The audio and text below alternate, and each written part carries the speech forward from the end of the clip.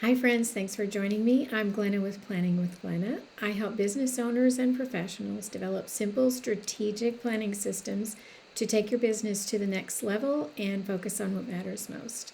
Today I'm going to share with you my top 5 tips for establishing your brand. And this is a question that I get asked all the time, that I've helped people work through, and that I've worked through myself more than once. So I want to give you those tips. And if it's something that you're just beginning and you just want to get your brand set up, or you want to change yours, tweak it, figure out how to make it consistent across the board, that's what we're going to talk about today. So I have 5 things that I want to share with you. And I'm going to be glancing at my notes so that I make sure that I don't forget anything.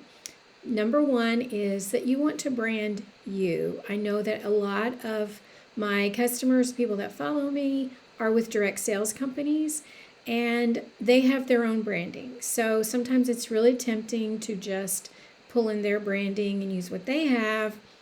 And we want to stand out. We want people to know us, not just our brand. And that's what I want to show you how to do. So the first thing that I want you to think about is, what would you consider your style to be? Would you consider it to be more bold or more subtle? For example, everyone knows that I love pink and leopard print, and the brighter the pink, the better. That is part of my branding. That is who I am. That I dress that way. My office is that way. I use leopard decor. I have leopard shoes and shirts and jackets and all the things. I actually have on tennis shoes that are leopard and pink right now. That is who I am. I always have a pink cup that I'm drinking out of. That's part of who I am. So what you want to think about is, what would people think about when they think of you? Is it the bright colors, or is it something more subtle? Is it like a pale green or a pale blue? What are your favorite colors? I think sometimes thinking about what you like fashion-wise helps you figure out what you like brand-wise, because I love statement jewelry, big earrings, bold necklaces, all those kinds of things. That's who I am. That's how I dress. Those are the things that I love. I love to go jewelry shopping and find the perfect jewelry to coordinate with the outfit and all of that. And that comes over as my branding, because my logo is the pink and the leopard print. When someone sees it, it's the kind of thing, if they see something leopard print, they'll send me a picture and say, hey, I thought of you. I think you need this. Or if it's pink, same thing. You want to convey those things to people so that when they see your post, your video, your training, something that you're sharing with them, they're going to think, oh, that's Susie. And they're going to recognize it by your branding. So that is choosing the bold or subtle, I think, is the easiest place to start. And for us as women, I think it's really easy to look at what is our style in clothing and maybe even home decor, to figure out how can we pull that in to bring out who we are. So that's what you want to do in your brand, basically, is bring out who you are, not who your company is, not what you sell, not what you represent, but who you are. The other things that people think of, a lot of people, I'm not a coffee person, but I have so many friends that coffee is a big part of who they are, and that's part of their branding. It can even, some people even put it in their logo. One of my friends loves sunflowers, and she can easily put that in her logo. So you can think about that as well. Are there other things that you are known for that would be good to be a part of your logo or a part of your branding? The other thing that I want to encourage you to think about, which is number 2, is things that are a little more subtle in your branding and who you are and how to bring those out. For example, people know that I love quotes, whether they're inspirational or funny. I have this one that says, hold on, let me overthink this. And they also know that I love crafting. I have made most of what's behind me. And those are part of who I am. And that is always in my background, or at least most of the time. They know I love to travel. So if they see a picture and I am on the road, or they know I love the beach, and if I post a picture like that, they know that I have a very large, very spoiled dog. Those kinds of things are all part of your branding because that's who you are. Some other more subtle things, I have coasters in the background of my videos. Those are from Tula 12. They're from our conferences. I'm a Tula 12 Senior Brand Ambassador, and that's the company that I represent, and they have amazing planners, and that's a big part of my business and who I am. So the conferences, if you follow my social media at all, you know I love our conferences. Those are mementos for me, but that's also a big part of who I am. The pink Western hat back there is a reminder that Tula 12 has an incentive weekend in Nashville that we can earn. So that is my reminder of possibly earning the weekend, helping other people earn the weekend. So that's a subtle part of my branding. I don't wear that hat. I'm not usually a Western girl, and it's way too big for me. It was like $2.99 at Hobby Lobby, but I couldn't resist it when I found a pink Western hat, and it was right after they announced the trip to Nashville. So I just felt like that needed to be a part of my branding right now. So you want to think about those things for you. What are some of the subtle things? What is it? What are your favorite hobbies? What is it that people know that you love to do? Make sure that you incorporate those things in there as well. The third thing is to think about what it is that your customers know you for, and to ask them what they want to learn from you, because that gives you a direction with your branding, with your content, and what you're teaching. I have seen several people who are business owners who, let's say that you're good at A and B, and you're focusing your business on A, and you ask your customers, would you like to see more of A or would you like to see more of B? And they're like, oh no, we want to see more of B. And you were focusing your branding, your content, and everything that you were doing on A, you can switch it over and focus it to B. If you're just getting started, ask the people that are your close friends, your best customers, your family members, your friends, what is it that they would like to learn from you? What is it that they think of when they think of your business? Because pulling all of that together makes it seem that you have a cohesive brand, a cohesive purpose, and that you are reaching those people that you want to help. So that is a big thing to take into consideration. For example, for me, most of my customers love functional planners. We have stickers and pretty things that you can decorate your planner with, and I do have customers who do that, and I do that a little bit, but primarily my planner is super functional. I use highlighters, dot markers, and my planner inserts, and that's it. So that is what I am talking to people about most of the time. I could be focusing on the decorative, crafty part, but that's not how I plan, and that's not how I teach. I'm teaching systems and going way more in depth, and so those are the things that I'm focusing on. I am a huge fan of journals. This is a Tula 12 journal, and this is where I have all of my notes. I have different journals for different things. When I'm figuring out something like my branding, it's going in one of these, and it's very functional. It is strictly written out notes, and it's really sloppy. It's a hot mess, but that's the type of planning that I have to do. All of these people who make these beautiful planner pages, I love them. I wish that I could do that. Or my friends who are digital and they can look at like Trello and they can plan out all the things. That is so overwhelming to me. I could never do that. So that will not be a part of my branding because my method is strictly paper planning, and that's what works for me. So that is very much a part of my branding.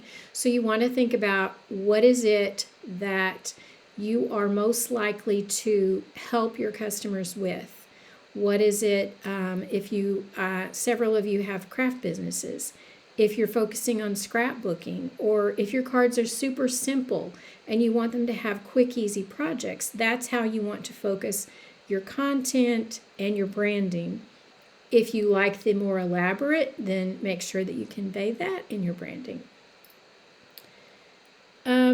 Number 4 is kind of tied in with that, is focusing on who your ideal client is. Because for me, there are lots of people out there who use planners, but they might not be a functional planner like I am.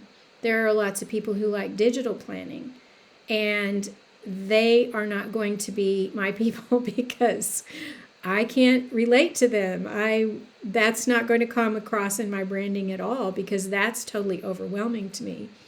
Then my friends who love to decorate their planners, they are amazing, and they love all of those stickers and all of that. I have to have a plain, simple page. So that again is coming across in my content. In my branding's very simple. My emails are very clean and simple, because that's part of who I am. That doesn't mean that my method is right for everyone else.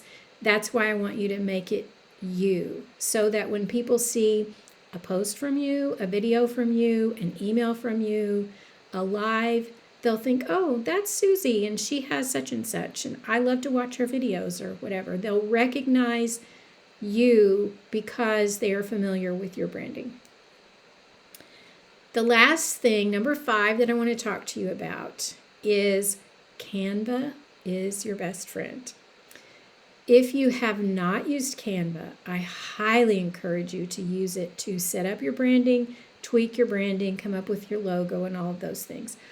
You can get a free account on Canva that has lots and lots of things that you can do. There are a lot more things that you can do with the pro version, that is a paid version, but you do not have to have that to get started. One of the things that you can do in Canva is you can create your logo. I had used Canva for probably 2 years, and I didn't realize that I could create my logo in there. So I have done that. It's phenomenal. There's a section in Canva where you create your brand, and that includes your colors, your logo, and your fonts. And again, it gives you that whole look so that when someone sees something you've created in Canva, they will recognize that it's you.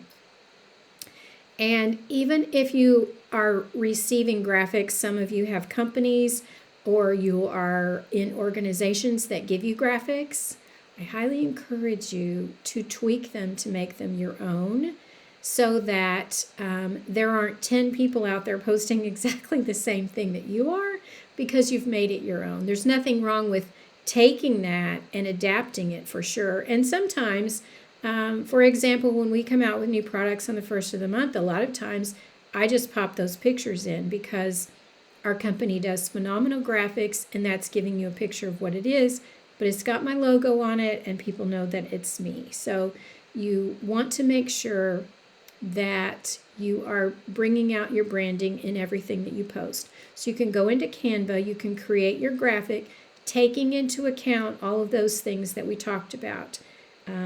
Is it bold or subtle? What are your favorite? What fonts would reflect your personality? Who is it that you want to talk to? I have some friends who have really great business models that are teaching courses on things like grief and caring for aging parents and some really difficult topics.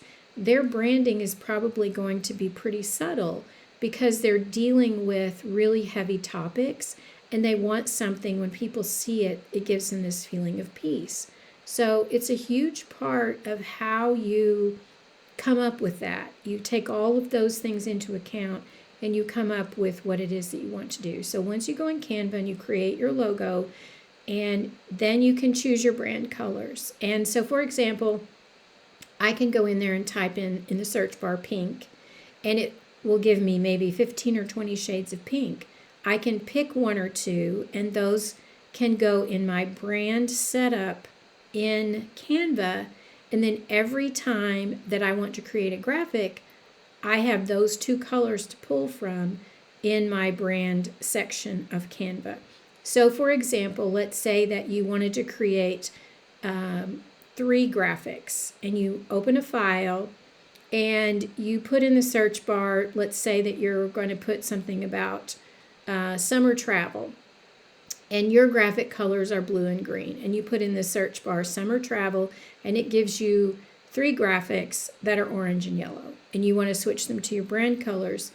You click on the yellow, and because you've saved your brand color, you can click on the little dot with a color and change it to your brand color. If that color is in more than one spot, there will be a little button at the bottom that says Change All. You just click that, and everything in that graphic that was yellow now becomes your brand color of blue or green. So it's just such a time saver, and it's such a great way to share your brand and make things look like you. You can do the same thing with fonts. You can pull in those graphics and the fonts. It's really good to have maybe 3 or 4 different fonts that you use over and over. And like I have one that's kind of a cursive font. It's part of my logo, and so sometimes I will use it in graphics. I have a couple of script fonts that I just repeat over and over and use them in different places. You do want to make sure they're easy to read. That's super important. So let's say that if we go back to that example where you pulled in the 3 graphics and they were about summer travel, and the first one it has the word summer in really big print. Well, you want to change that to your brand font. So you click on the word, and up at the top, it tells you what font it is right now. You click on that, and if you have your brand set up, you just click on the font that you want, and it changes it. And it's so easy, and I am not great with technology. I'm much better than I used to be, but I still struggle with technology. So if I can do it, you can do it. It's so easy. It's so fantastic. Such a great resource. So if you have not started using Canva, definitely do that. I used it for a long time before I knew about the branding and knew that I could do all those things. So that's why I wanted to share it with you, because some of you might be using Canva and not realize that you can do all of that.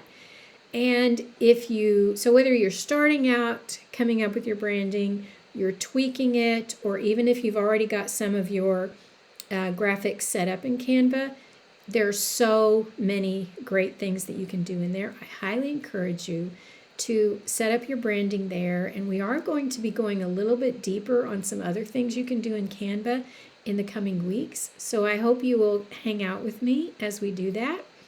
And I hope that you've gotten some good ideas today. I would love to know in the comments where you are in this process. Do you have your logo? You're all good. You love it and you have everything the way you want? Are you just getting started? Are you kind of somewhere in the middle? Maybe you want to make some changes. I would love to know in the comments. And if you have questions on anything I shared, please put that in the comments and I will be happy to answer you. I hope that this was helpful and that you were inspired, if you have not created your branding, to go out there and do that. Thank you so much for hanging out with me, and I hope you have an awesome day.